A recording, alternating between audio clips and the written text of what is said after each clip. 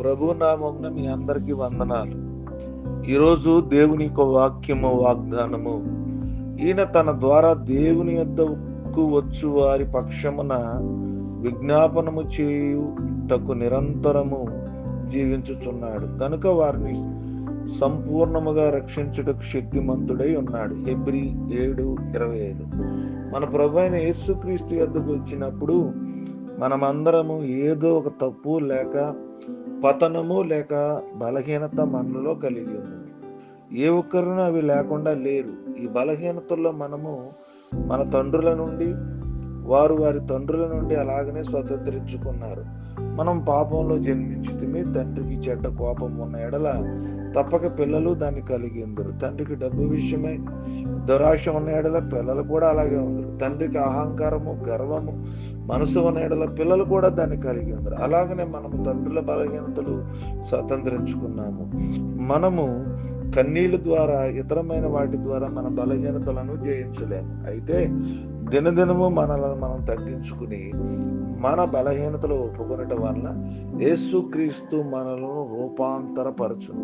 ప్రభు అయిన యేసుక్రీస్తు మన ప్రధాన యాజకుడు గనక మన బలహీనతలు తన భుజముపై భరించును. మన బలహీనతలు పతనములన్నిటిలో నుండి ఆయన వద్దకు వెళ్ళి ఆధిక్యతను మనం కలిగి ఉన్నాం. కావున విశ్వాసంతో మనం ఎలాగో ఆయనతో చెప్పగలను, నా ప్రభువా, నా యొక్క తప్పులను ఒప్పుకొనుచున్నాను, నన్ను కరుణించుము, వీటన్నిటిలో నాకు సహాయము దయచేయము, నా బలహీనతల నుంచి నన్ను విడిపించు, నా పొరపాట్ల నుంచి ప్రభువా నన్ను విడిపించు అని మనం విజ్ఞాపనం చేసిన ఎడల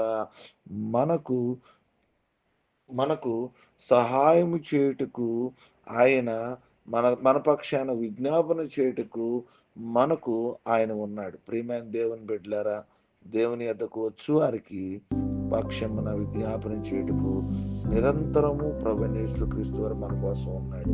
కాబట్టి మన బలహీనతల్లో ఆయన ఆశ్రయించి విడిపించబడి దేవుని యొక్క శక్తిని పొందుకుందాం. అట్టి కృప దేవుడు మన అందరికీ అనుగ్రహించును గాక. కొద్ది మాటలు మనం ఇప్పుడు ఫలించి దీవించును గాక. ఆమేన్, ఆమేన్, ఆమేన్. ప్రార్థన. తల వంచుకుందాం, కళ్ళు మూసుకుందాం.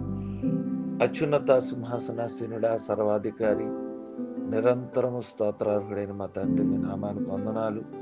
రాత్రంతా కూడా మీరు కాచి కాపాడి మరొక శ్రేష్టమైనటువంటి దినమును ప్రభా మా జీవితంలో మీరు అనుగ్రహించినందుకు మీ నామానికి స్తోత్రము తెలియజేస్తున్నాం.